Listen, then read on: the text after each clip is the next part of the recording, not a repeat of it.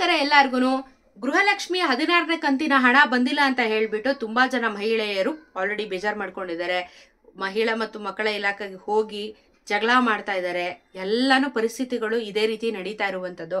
ಹಾಗಾದ್ರೆ 16ನೇ ಕಂತಿನ ಹಣ ಯಾವಾಗ ಬರುತ್ತೆ? ಜೊತೆಗೆ ಇವಾಗ ಆಗಿರುವಂತ ಕೋಲಾರಲ್ಲಿ ಒಂದು ದೊಡ್ಡ ಇಶ್ಯೂ ಆಗಿದೆ. ಅದ್ರ ಬಗ್ಗೆನೂ ವಿಡಿಯೋದಲ್ಲಿ ತಿಳಿಸ್ಕೊಡ್ತೀನಿ.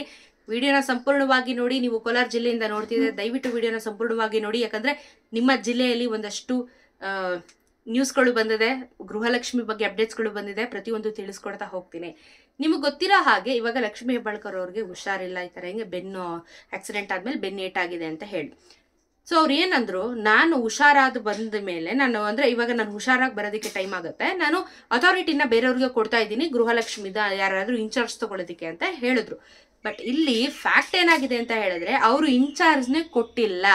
ಅವ್ರಿಗೆ ಯಾರು ಸಹ ಯಾವ ಅಧಿಕಾರಿನೂ ಸಹ ಇನ್ಚಾರ್ಜ್ನ ಕೊಡಿ ತಗೊಳ್ಳಿ ಅಂತ ಹೇಳಿ ಇವ್ರ ಮಧ್ಯೆನೇ ಕೆಲವೊಂದಷ್ಟು ಸಮಸ್ಯೆ ಇರೋದ್ರಿಂದ ಇನ್ಚಾರ್ಜ್ ಕೊಡೋಕ್ಕೂ ಆಗ್ತಿಲ್ಲ, ಅಥವಾ ಬೇರೆಯವ್ರು ಇನ್ಚಾರ್ಜ್ ತಗೊಳಕ್ಕೂ ಆಗ್ತಿಲ್ಲ. ಹಾಗಾಗಿ ಇವಾಗ ಲಕ್ಷ್ಮೀ ಹೆಬ್ಬಾಳ್ಕರ್ ಅವರು ಹುಷಾರಾಗೋವರೆಗೂ ನಿಮ್ಗೆ ಗೃಹಲಕ್ಷ್ಮಿ ಹಣ ಸ್ಟಕ್ ಆಗಿದತ್ತೆ. ಅವ್ರ ಅಪ್ರೂವಲ್ ಕೊಡೋ ತನಕನೂ ಹಣ ಬರೋದಿಲ್ಲ. ಸೊ ಬಹುಶೇಕಡ ಈ ತಿಂಗಳು ಸಹ ನಿಮ್ಗೆ 16ನೇ ಕಂತಿನ ಹಣ ಬರೋದು ಆಲ್ಮೋಸ್ಟ್ ಡೌಟ್ಫುಲ್ ಆಗೇ ಇರುವಂಥದ್ದು. ಯಾಕಂದ್ರೆ ಅವ್ರು ಇನ್ನೂ ಯಾವಾಗ ಹುಷಾರಾಗ್ತಾರೆ ಅನ್ನೋದ್ರ ಬಗ್ಗೆ ಮಾಹಿತಿನೂ ಇಲ್ಲ, ಅಥವಾ ಏನಾಗಿದೆ ಅನ್ನೋದು ಅದ್ರ ಬಗ್ಗೆ ಕ್ಲಾರಿಟಿ ಇಲ್ಲ. ಅಂದ್ರೆ ಬೆನ್ಮೂಳೆ ಮುರಿದಿದೆ ಅಂತ ಸರ್ಜರಿ ಮಾಡಿಸ್ಕೊಂಡಿದ್ದಾರೆ, ಈ ರೀತಿ ಎಲ್ಲ ಒಂದಷ್ಟು ಇರ್ತವೆ.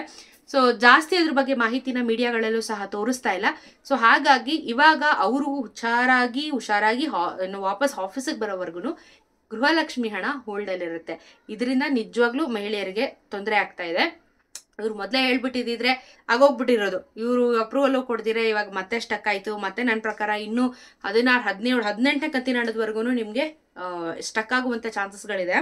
ಜೊತೆಗೆ ಇವಾಗ ನಾನು ಹೇಳಿದೆ ನಿಮಗೆ, ಕೋಲಾರಲ್ಲಿ ಸ್ವಲ್ಪ ಸಮಸ್ಯೆಗಳು ಉಂಟಾಗಿದ್ದಾವೆ ಗೃಹಲಕ್ಷ್ಮಿ ಯೋಜನೆ ಅಂತ ಹೇಳ್ಬಿಟ್ಟು.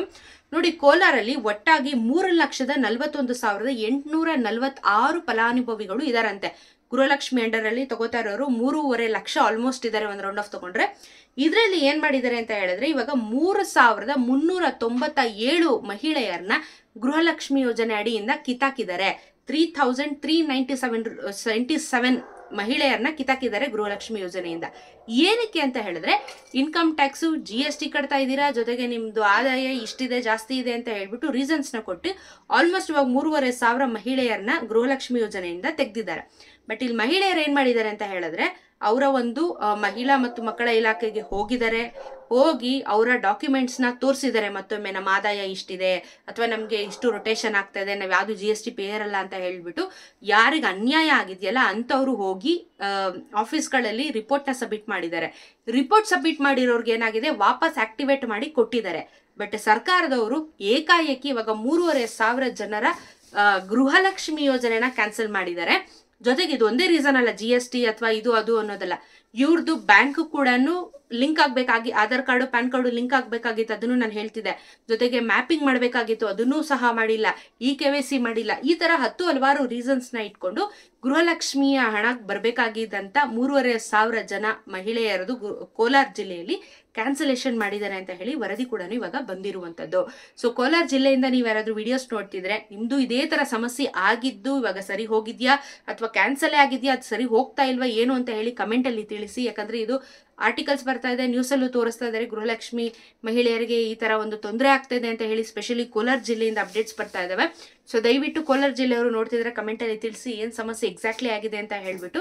ಸೊ 3,500 ಮಹಿಳೆಯರದು ಕಾರ್ಡ್ ಕ್ಯಾನ್ಸಲ್ ಆಗಿದೆ. ಇದು ಒಂದೇ ರೀಸನ್ ಅಂತ ಹೇಳಿದ್ನಲ್ಲ, ನಾನು GST ಇದು ಅಂತಾರಲ್ಲ, KYC, ಮ್ಯಾಪಿಂಗು, ಲಿಂಕು ಎಲ್ಲಾನು ಸಮಸ್ಯೆ ಉಂಟಾಗುತ್ತೆ. ಸೊ ಇವತ್ತು ಕೋಲಾರಲ್ಲಿ ಮಾಡಿದ್ದಾರೆ, ನಾಳೆ ಮೈಸೂರಲ್ಲಿ, ನಾಡಿದ್ದು ಬೆಂಗಳೂರಲ್ಲಿ, ಚಿಕ್ಕಮಗಳೂರು, ಶಿವಮೊಗ್ಗ ಎಲ್ಲ ಕಡೆನೂ ಇದೇ ತರ ಮಾಡ್ಕೊಂತ ಬರ್ತಾರೆ. ಆಲ್ರೆಡಿ ಇವಾಗ ಲಾಸ್ಟ್ ಟೈಮೇನೆ 22 ಲಕ್ಷ ಮಹಿಳೆಯರದು ಕ್ಯಾನ್ಸಲ್ ಮಾಡಿದ್ರು BPL ಕಾರ್ಡ್, ಎಲ್ಲ ಗೃಹಲಕ್ಷ್ಮಿ ಅನ್ವಯ ಹೋಯ್ತು. ಸೊ ಇವಾಗ ಮತ್ತೆ ಶುರು ಮಾಡ್ಕೋತಾವ್ರಿ ಇವರು. 3,000 ಮತ್ತೆ ಇಲ್ಲೊಂದು 10,000, ಒಂದು 20,000 ಈ ತರ ಕ್ಯಾನ್ಸಲ್ ಮಾಡ್ಕೋತಾ ಬರ್ತಾರೆ. ಸೊ ನಿಮ್ಮ ಸಮಸ್ಯೆ ಏನಿದೆ ಅದನ್ನ ಬಗೆಹರಿಸ್ಕೊಳ್ಳಿ, ನೀವೇ ಹೋಗಿ ಬಗೆಹರಿಸ್ಕೊಳ್ಳಿ.